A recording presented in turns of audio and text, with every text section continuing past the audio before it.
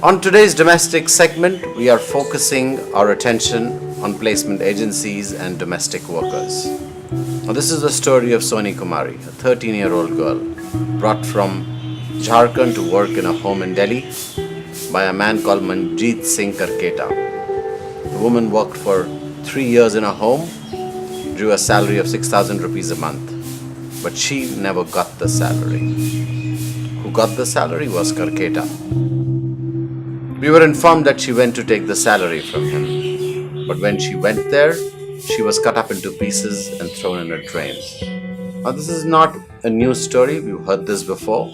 There have been issues around how placement agencies abuse and exploit, especially people from lower caste communities, Dalits, women.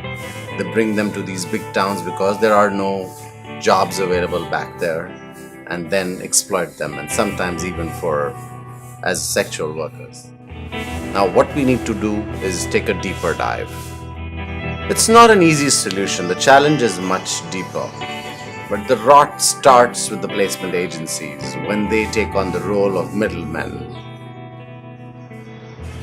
The problem here is not new for a developing country. It happens across, where labor practices aren't followed, no number of hours to work, no essential time off that they'll get. But this needs to be organized a bit better. India is a signatory to the International Labour Organization's 189th Convention on Domestic Workers, but never ratified it. In December 2010 and 2013, the High Court passed an order to regularize placement agencies in the National Capital Region to prevent exploitation of domestic workers. It is 2018 now, and the regularization has still not happened. Bachpan Bachao Andolan has filed multiple petitions so that the government implements it, but nothing has moved.